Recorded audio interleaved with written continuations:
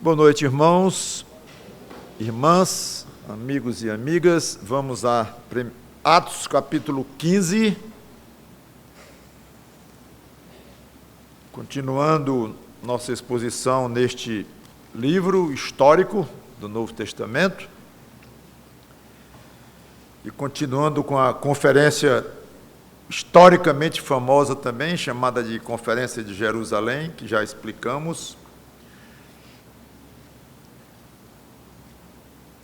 em que Paulo e Barnabé vieram lá de Antioquia, subiram até Jerusalém para esclarecer uma questão muito importante com relação à circuncisão de gentios ou não judeus convertidos. E chegaram os irmãos de Jerusalém lá em Antioquia e vieram com essa história, essa noção de que tinham que se batizar, quer dizer, tinham que circuncidar aqueles que se convertessem e cumprir a lei de Moisés. Então, deu uma discussão muito grande, a igreja de Antioquia resolveu enviar Paulo e Barnabé para Jerusalém, com esses irmãos que estavam fazendo essa confusão, e foram esclarecer lá com a igreja mais importante, obviamente, nesse início do cristianismo, que era a igreja de Jerusalém, que tinha um certo, vamos dizer, influência sobre as pouquíssimas outras que existiam ainda, que estavam nascendo, e especialmente porque os apóstolos estavam lá, então tinham uma autoridade, pelo menos, de influência e de peso. Então, Paulo subiu lá com Barnabé, enviado pela igreja de Antioquia, para saber o que eles achariam. Já mostrei a importância dos apóstolos ali em Jerusalém, dos presbíteros ou anciãos ou pastores que lá estavam, e da própria igreja reunida. Então, Paulo e Barnabé foram lá, Pedro começou o encontro, a conferência, a reunião, falando, já comentei sobre o discurso de Pedro. Depois falaram Paulo e Barnabé. Lucas, o autor de Atos, não comentou sobre o que eles dois disseram, não entrou no mérito, apenas disse que eles falaram. Aí depois Tiago, que estava ascendendo claramente como o líder máximo da igreja de Jerusalém, irmão do Senhor Jesus Cristo, convertido já no final do ministério dele, ou talvez até depois mesmo da morte dele, de Cristo e ressurreição. Mas esse Tiago, então, aqui não era o apóstolo irmão de João, esse já tinha morrido como Marte, esse é irmão de Jesus. Aí Tiago falou, aí Lucas registrou bem o que Tiago disse. Já vimos a primeira parte do discurso de Tiago, a parte que eu chamei de teológico, de ensino, em que, resumidamente, fazia parte do plano de Deus uma grande obra salvadora entre os gentios, Tiago afirmou, possibilitando tanto a gentios como a judeus adorarem a Deus. E citou, inclusive, o livro de Amós, que já explicamos rapidamente, e deu base do Velho Testamento para o que ele estava querendo dizer, e concluiu, então, Tiago concluiu, os judeus não devem perturbar os gentios que estão se convertendo a Jesus Cristo. Deixem-nos quietos. Houve uma segunda parte do discurso de Tiago, um aspecto prático. Curiosamente, ele não disse qual era a opinião dele e sentou. Ele tinha algo a dizer mais, que era um aspecto prático que mostra sabedoria da parte dele, um espírito de pacificação muito grande,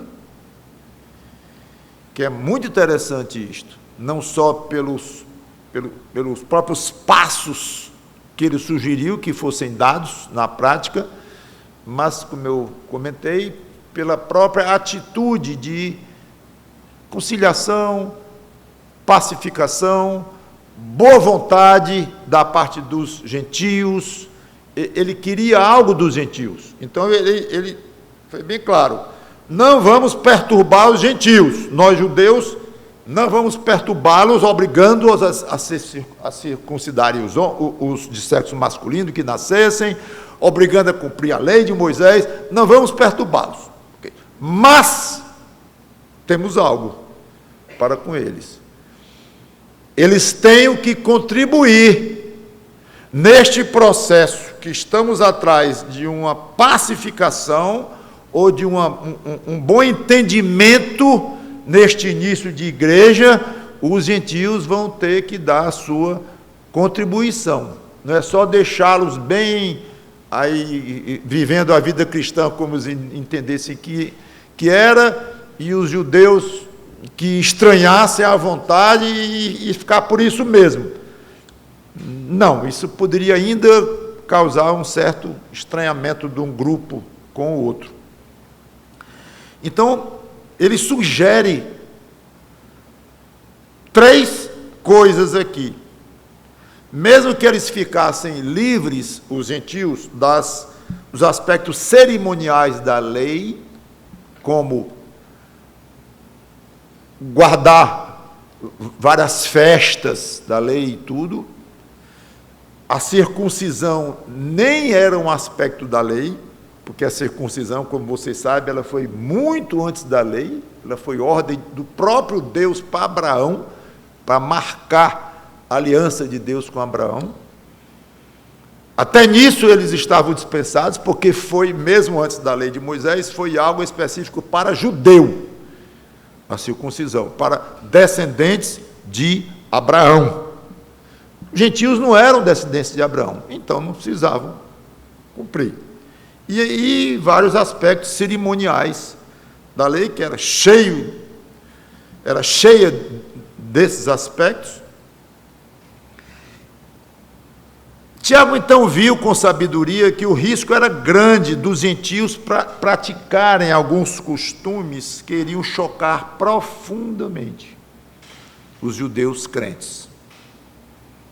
Que corria esse risco? Corria essa decisão de deixá-los em paz e não exigirem essas coisas, mas tinha risco. Então ele enumera 3 costumes dos judeus, não obrigatoriamente pecaminosos em si mesmos, mas que deveriam ser solicitados aos gentios para que não praticassem, para não causar problemas de relacionamento. Primeira, então, Atos 15, 21 em diante.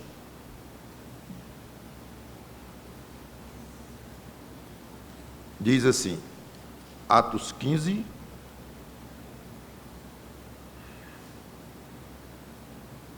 aliás,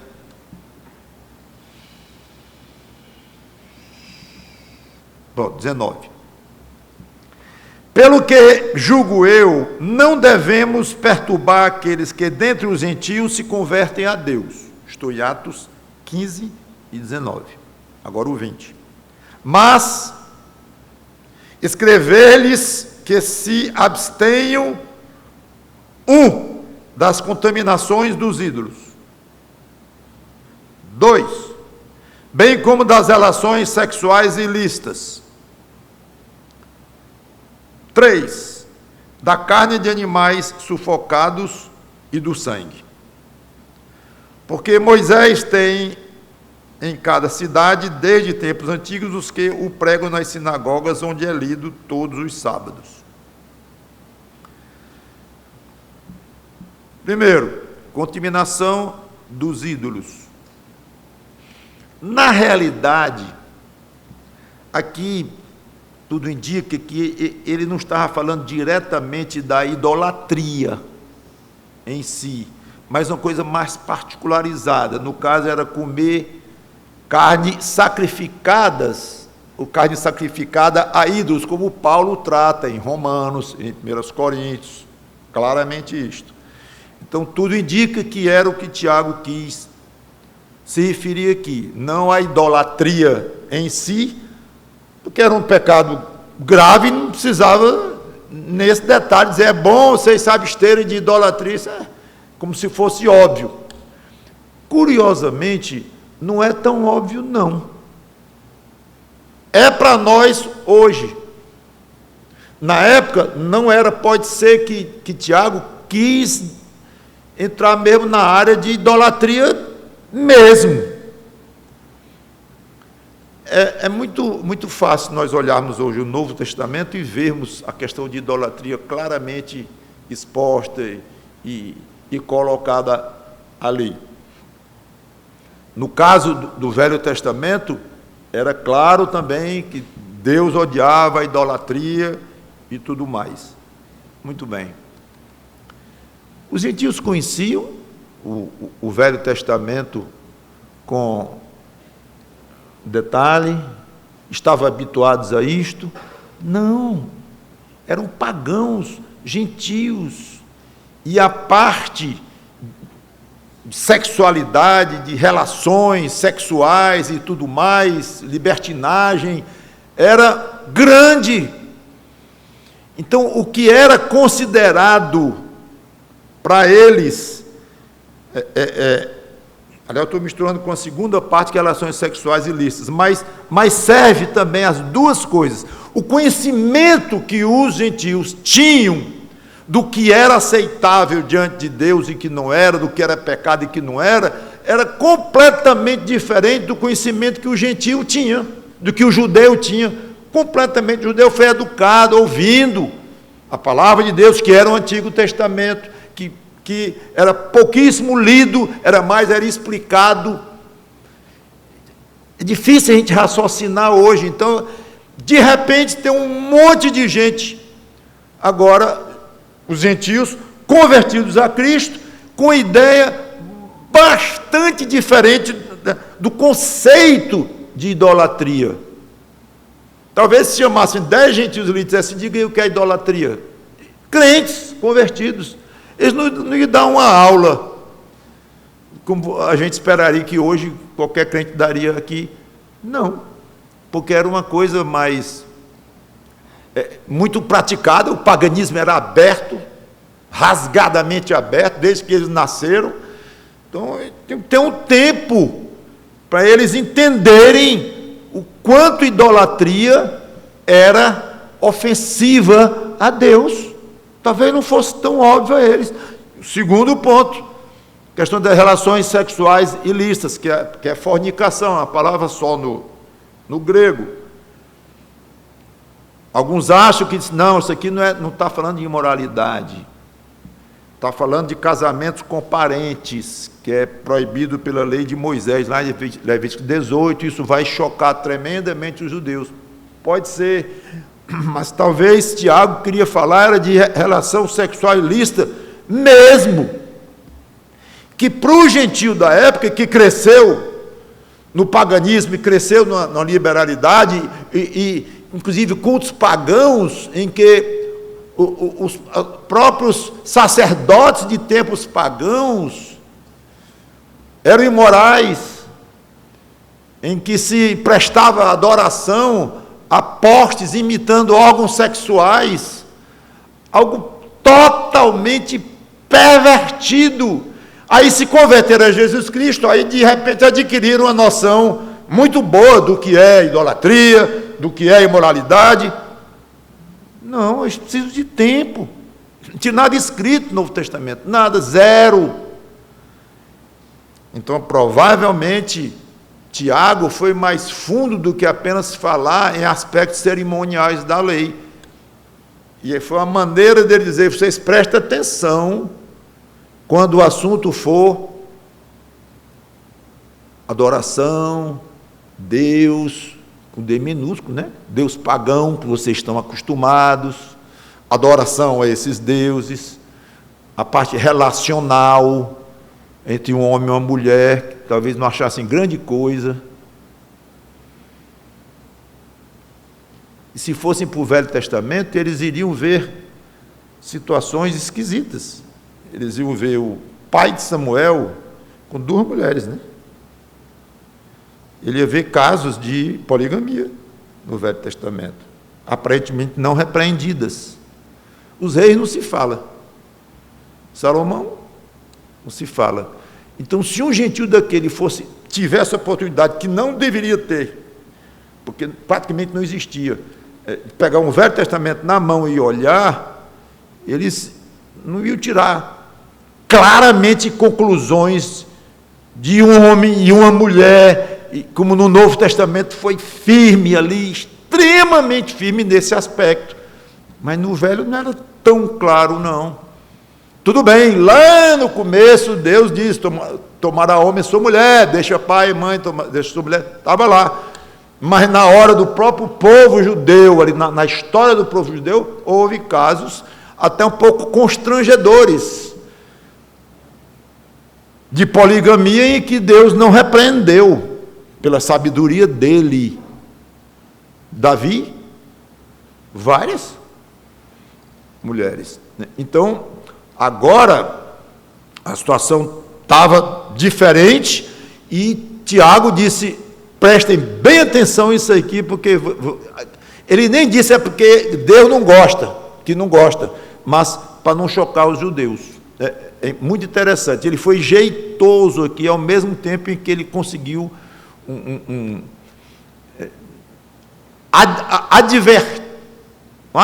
fazer uma advertência muito grave aos irmãos gentios.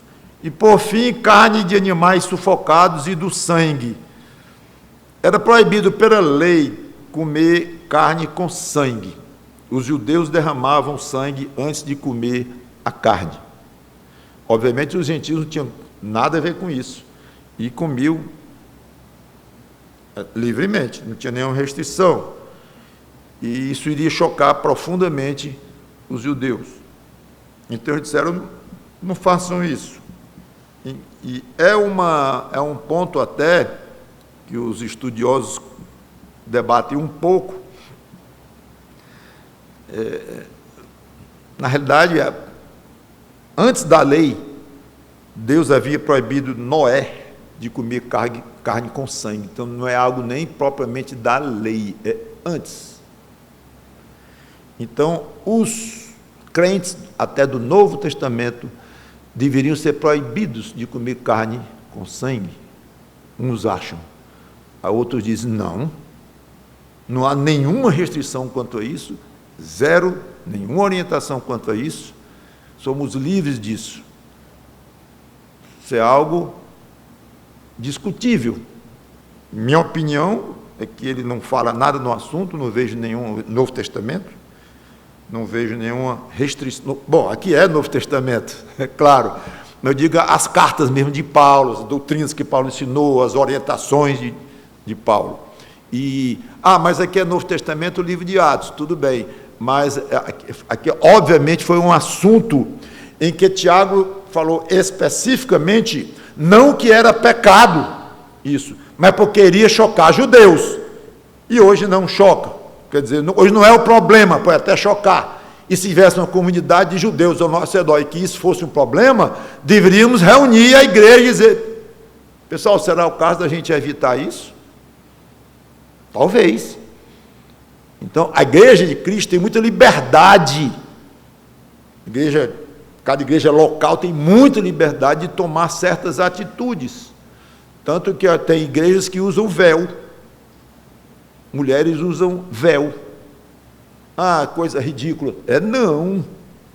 Não é não. Paulo mandou lá, 1 Coríntios. Não, mas aquilo é para aquela época. É? Você prova que é? Ou não é? Por que era? Por que não é? Não são assuntos fáceis. São difíceis. E no mínimo, uma igreja precisa respeitar a outra. Para mim, esse é o segredo.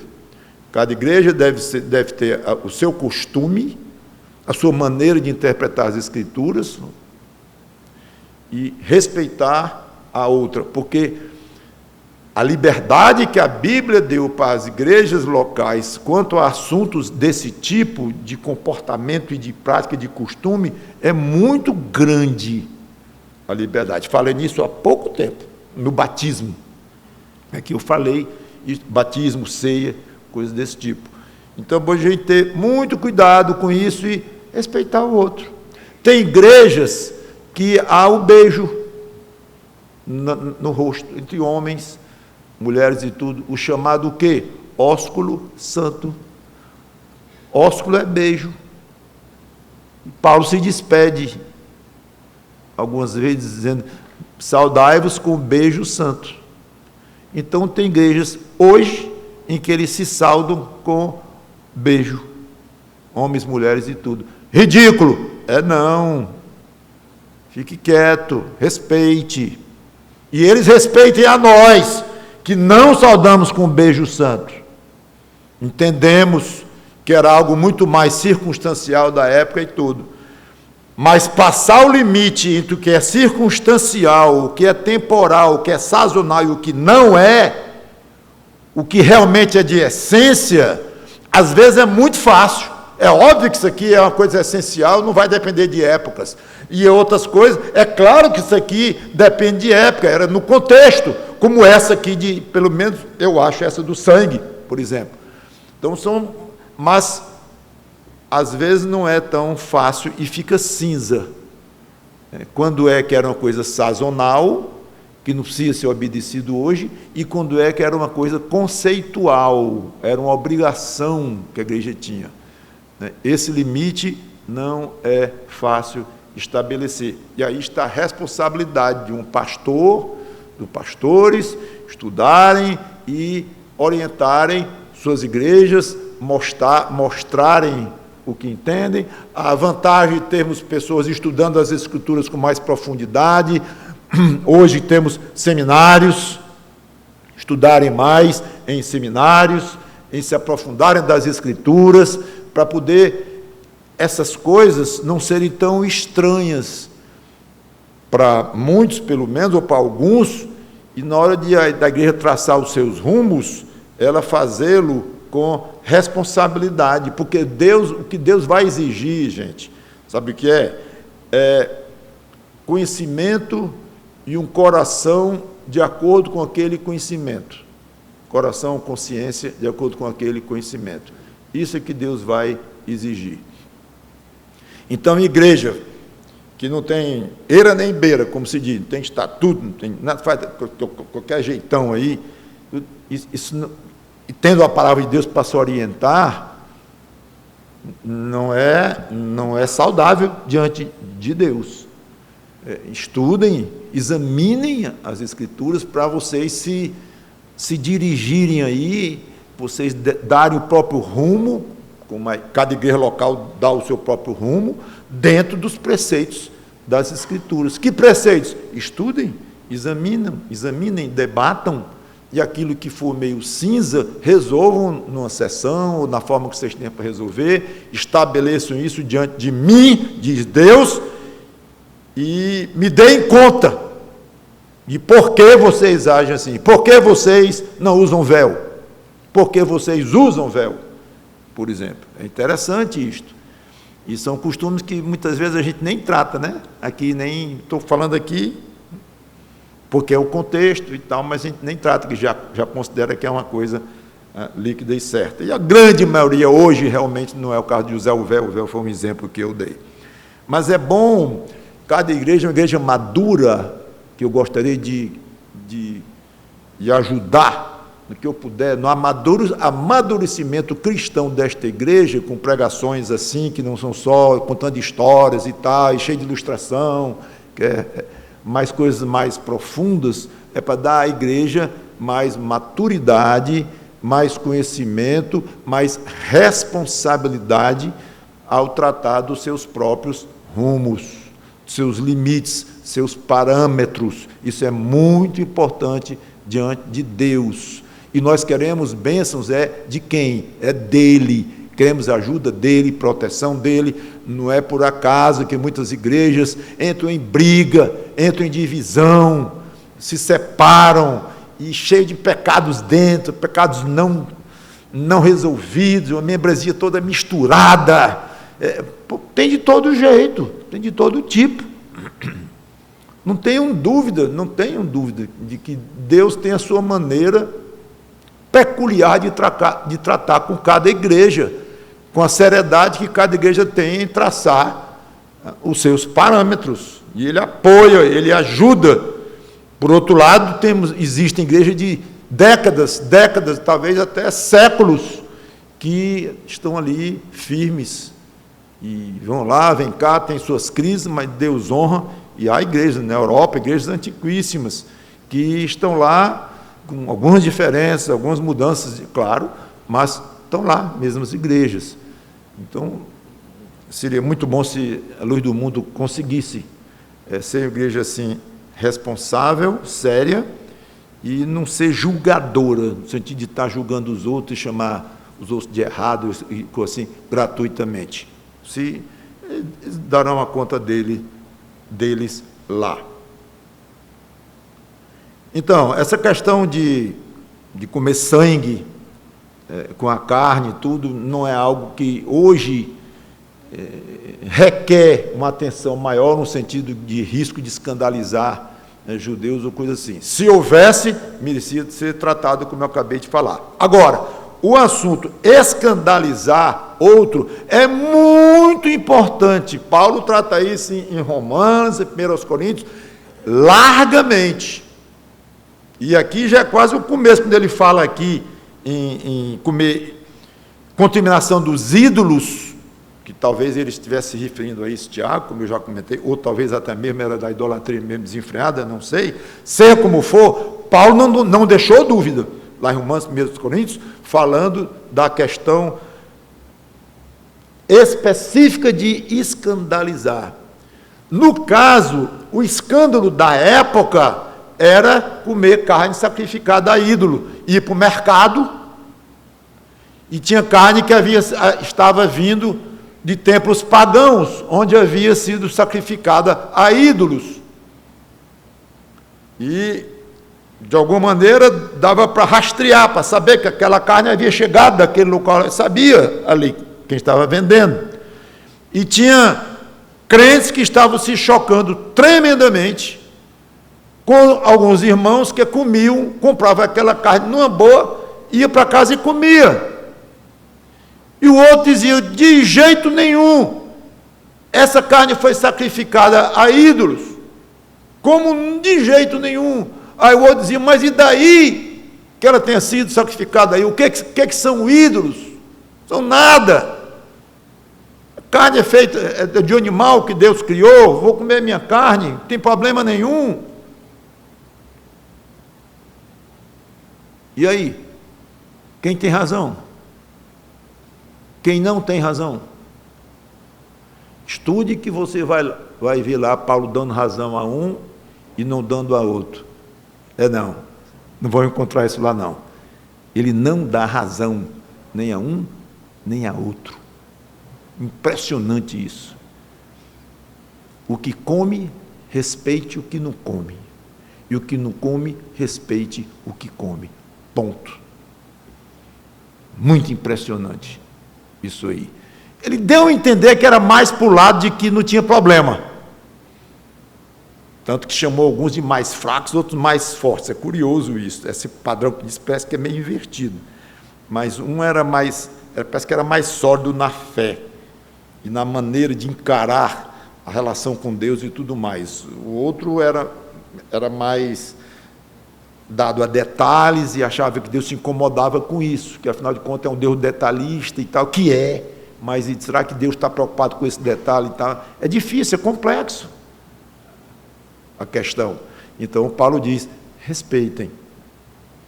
Então esses textos aí não interessam muito para nós hoje. Fazem 2000 anos, não temos mais carne vendida em mercado, que tem em supermercado e tudo já enroladinho, e vem dos açougues, ninguém sabendo de onde é que vem, dos grandes matadouros e tal. E não é mais o caso, não é mais o problema. Admito, não é mais o problema hoje.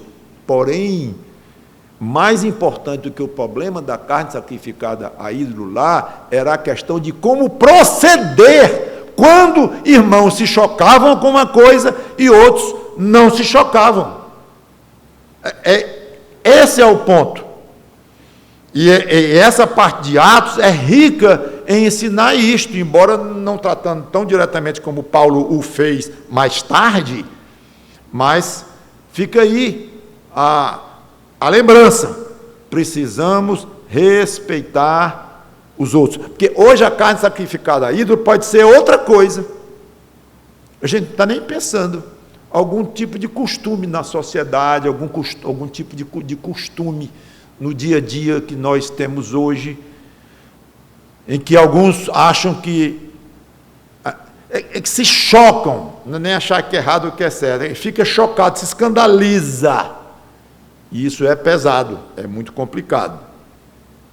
Então a igreja deve estar sempre sensível, muito atenta para algum tipo de problema desta natureza que surja, porque pode ser muito, talvez necessário a igreja tratar um assunto assim. Uma vez eu li que tinha irmãos que se chocavam com bola, jogo de futebol, voleibol, porque bola era do diabo. Desde que eu li isso, faz algumas décadas, eu digo, espero que eu não chegue isso na igreja onde eu sou pastor nunca, porque vai ser complicado. Vai ser complicado.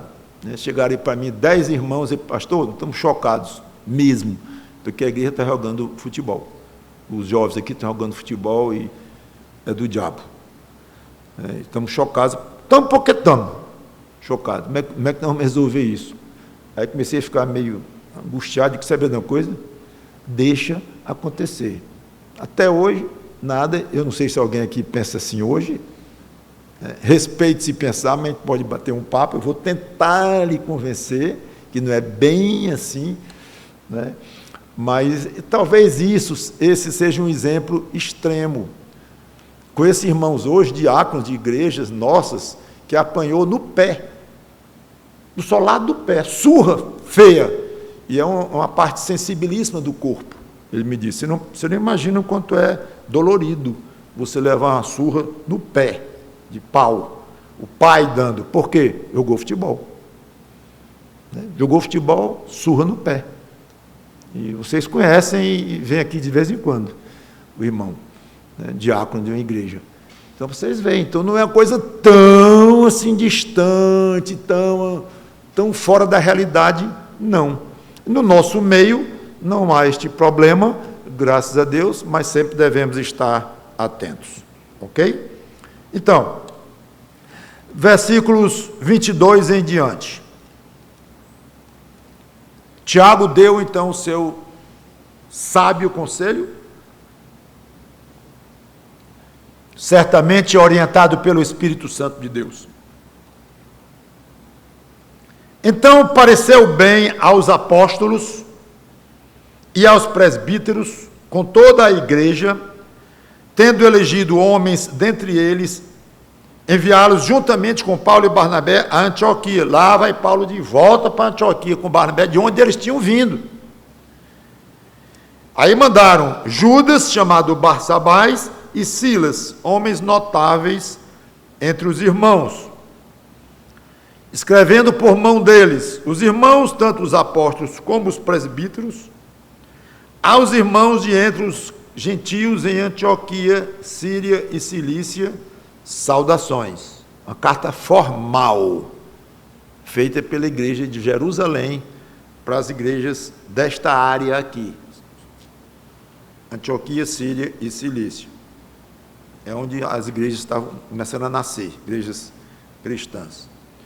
Visto sabemos que alguns que saíram de entre nós, sem nenhuma autorização, vos têm perturbado com palavras, transtornando a vossa alma, pareceu-nos bem, chegados a pleno acordo, eleger alguns homens e enviá-los a vós outros, com os nossos amados Barnabé e Paulo, homens que têm exposto a vida pelo nome de nosso Senhor Jesus Cristo.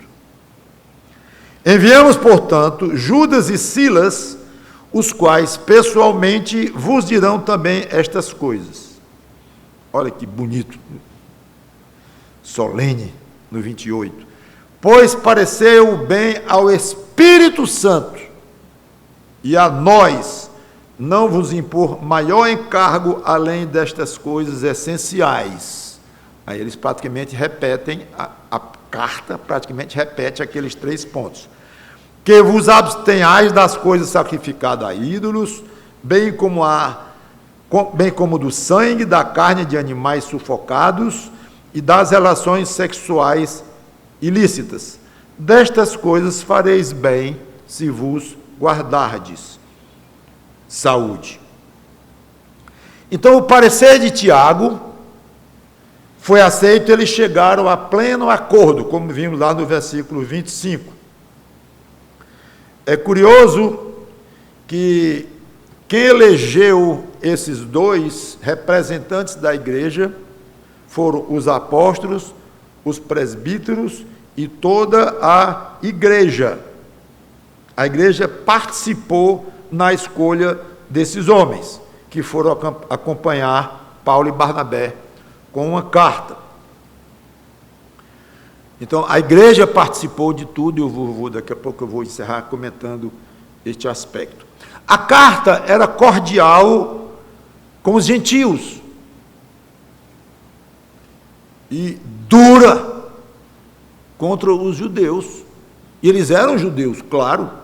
Estava escrevendo aqui, eram os apóstolos, todos judeus, né? E os irmãos de Jerusalém, uma igreja de judeus, e trataram os irmãos em Cristo, gentios, com muita amabilidade, e trataram os irmãos judeus que foram lá com dureza, aliás, uma dureza que até admira.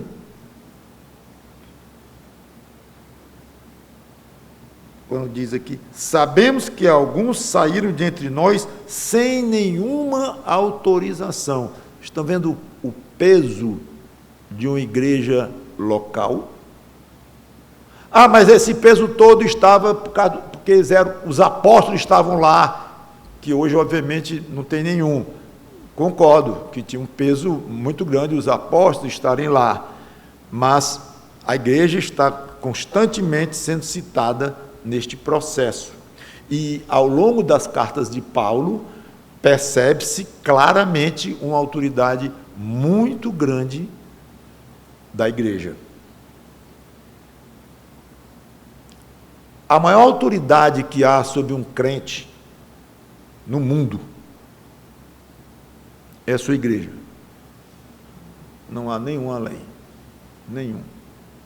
Isso é Bíblia pura. Isso que eu estou dizendo aqui. Novo Testamento. Novo Testamento, que é a Bíblia. Não tinha no Velho Testamento. A sua igreja local. Ela é a autoridade máxima sobre um crente. Ela diz se considera aquele crente errado ou certo.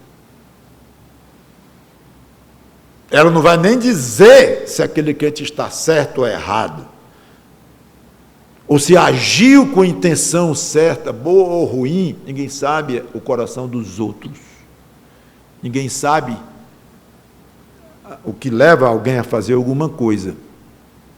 Mas a igreja tem autoridade de dizer assim: nós consideramos que isso foi errado. Logo, nós vamos lhe disciplinar. É isso aí que a igreja faz. Não é que ela tem a palavra final de dizer o que é certo e errado, biblicamente falando, em que a igreja reuniu aqui e determinou que a Bíblia ensina isso, acabou e assinou embaixo, isso aqui é tão autoridade quanto a palavra de Deus. Claro que não. Ok? Então, pode ser sutil isso. Mas a igreja, quando disciplina, ela está declarando que da maneira como esta igreja entende, esse irmão errou. Pode ser que esse irmão, ou esse mesmo procedimento, noutra igreja, a igreja vai dizer: não, para nós isso aqui é totalmente admissível. Fazer o quê? Eu tenho a resposta para isso. Fazer o quê? Prestar contas diante do dono da igreja, Jesus Cristo. Então, a igreja que considera aquilo errado e disciplina, vai dar contas diante do dono de Cristo. E a outra igreja que considera aquilo, mesma coisa, não errado, até pelo menos aceitável, e não vai disciplinar de jeito nenhum, vai dar contas ao mesmo dono. Agora, o que o dono vai fazer com uma, com outra, que ele vai disciplinar a igreja dele, ou uma, ou a outra, ou ambas, por algum motivo, ou por isso, por aquilo, não sei. Nós vemos em Apocalipse, Jesus Cristo fazendo, determinando, mandando e tudo, nas igrejas, as 7 igrejas que lá tem, ele manda, ele determina, ele diz, ele julga, é com ele. Julgar corações, julgar pensamentos, é com ele. Mas nós, na nossa pequenez, na nossa limitação, como igreja, nós declaramos o que nós achamos que está errado. Agora, é palavra final, uma igreja. Acabou-se. E não é pouca coisa, pode parecer muito simples. Me disciplinou? Eu discordo. Eu nunca fui muito com essa igrejinha mesmo, pastorzinho, a cara dele ali, o jeitinho daquela igreja, nunca liguei mesmo, não. Ou para outra, numa boa. Não é para ser assim, não. Não é que é proibido você ir para outra igreja. Mas a atitude do crente que é disciplinado pela sua própria igreja, ele deve pisar ali em navalha, numa margem fina como uma gilete. Cuidado com o que você vai fazer com o que a sua igreja determinou. Cristo está de olho, porque não há autoridade maior quanto à sua própria igreja. Pense bem na igreja que você vai fazer parte, pense bem naquilo que você está decidindo, vai entrar na igreja tal, examine bem, todas têm seus defeitos, todas têm suas virtudes, cada um tem sua maneira de interpretar as escrituras, com mais ou menos detalhes, mas é fato. Então, ficar pulando de igreja, à medida que eu vou sendo disciplinado, eu pulo ali, pulo para acolá, esse crente, ele vai ser disciplinado de uma maneira muito severa pelo Senhor Jesus Cristo, quando Ele quiser, como quiser, eu não sei, não sou eu que vou dizer. Só estou prevenindo a vocês que do pastor, por mais novinho crente na igreja, deve ter muita cautela com o que faz com as decisões da sua própria igreja. Então, e aqui é curioso como eles ligaram o Espírito Santo com a igreja, com o que eles resolveram. Porque naquela época eles podiam dizer que estavam inspirados pelo Espírito Santo. Não sei se aqui era um caso de inspiração direta, como os escritores da Bíblia estavam inspirados. Então é como se cada membro daquela igreja que votou, deu opinião, ou cada pastor ali estava inspirado pelo Espírito Santo. Eu não posso afirmar, a minha tendência é não ver isso não, é ver assim, a igreja é de Jesus Cristo, estava séria, estava comprometida com o conhecimento que a igreja tinha e tomou uma decisão querendo acertar, querendo ser sábia. O Espírito Santo nos honrou. É isso. Então a Igreja Batista do Mundo pode dizer que as nossas decisões são atestadas ou aprovadas pelo Espírito Santo? É algo delicado para se dizer.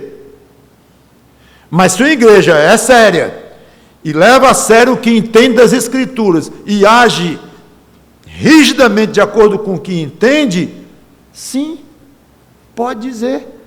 Ou pode pelo menos dizer, eu acho que nós podemos ter o privilégio de dizer que como igreja estamos sendo dirigidos pelo Espírito Santo.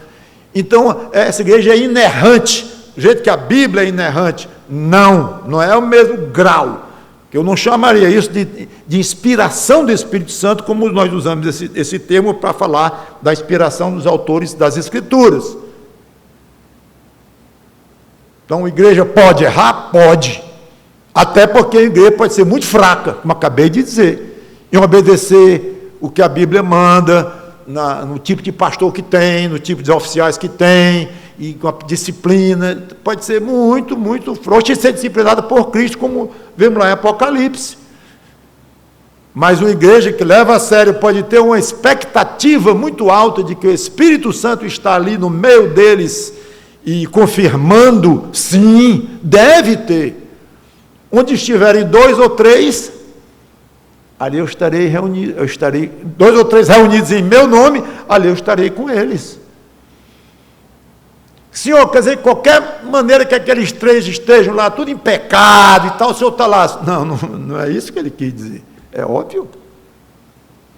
Então, a igreja de Jesus Cristo, cada igreja local, é dirigida pelo Espírito Santo, ele se propõe a dirigir. Agora, tem muito temor e tremor. Os que lideram a igreja local, os que influenciam a igreja local, têm muito temor e tremor, porque vão dar conta de uma coisa muito séria.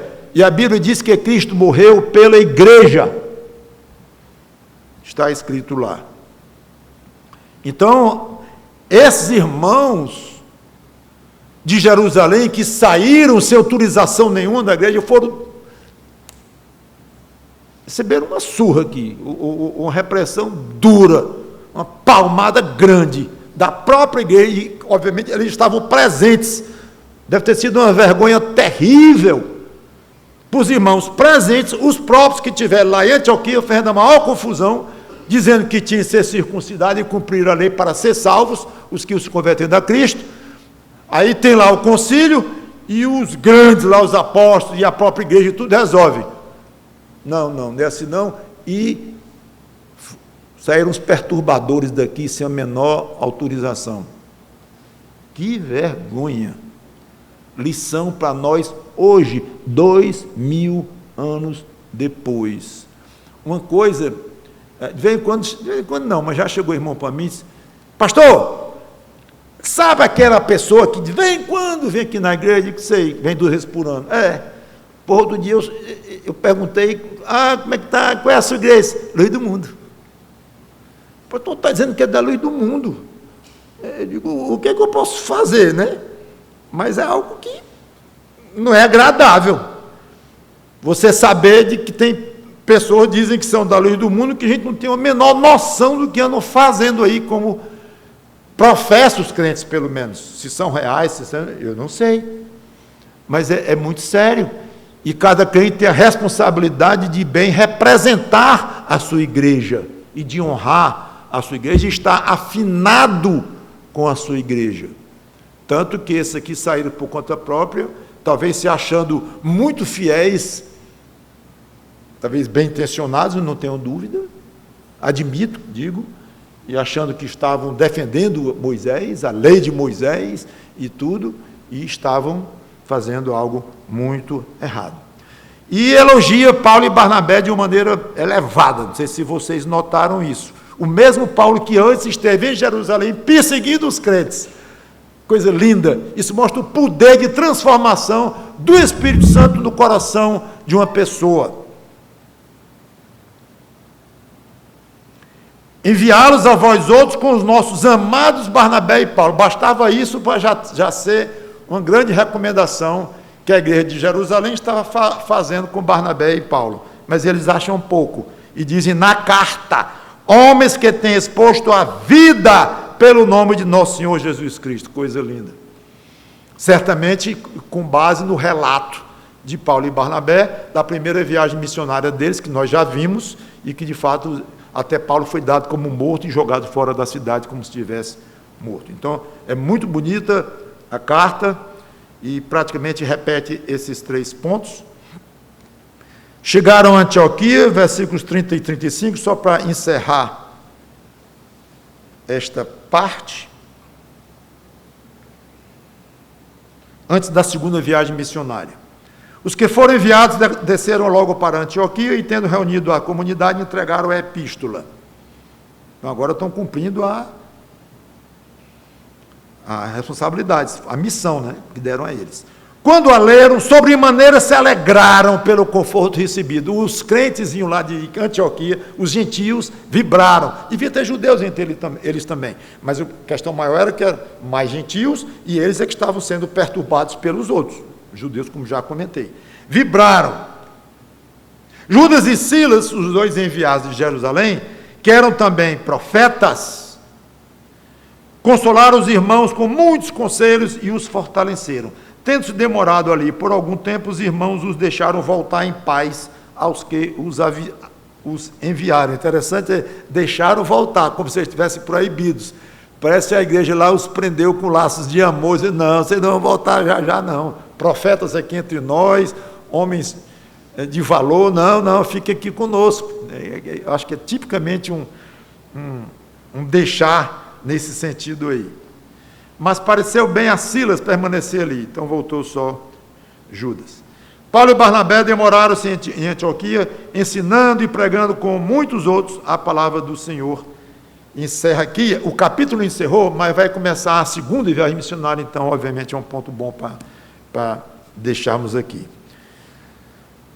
Observem que os líderes falaram, expuseram, finalmente deram o rumo a seguir. Houve escolha de pessoas, e nessa escolha a igreja participou. Estou dando um resumo. Ou votando diretamente, ou no mínimo concordando, não sei o processo. Mas diz, os líderes discutiram, conversaram, chegaram a um acordo, a uma conclusão. A igreja participou quando foi escolher pessoas. E foi muito importante, versículos 23 e 25, que houve um consenso entre os líderes da igreja. Então, eu resumiria dizendo que os líderes tomaram a frente, discutiram, opinaram, deram a solução e a igreja apoiou tudo.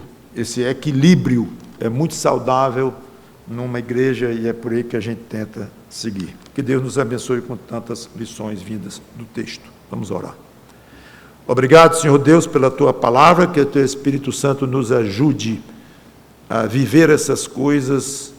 E aqui, se não houve muita coisa prática em termos pessoais, mas em termos de igreja, aqui teve muita teologia, eclesiologia, como poderiam dizer, doutrina da igreja, que é muito útil quando surge uma crise, uma dificuldade, uma sessão difícil, algum problema. É muito importante uma igreja saber como reagir em termos verdadeiramente cristãos. E muito importante cada membro saber a importância da própria igreja na sua vida. Em nome do Senhor Jesus Cristo. Amém.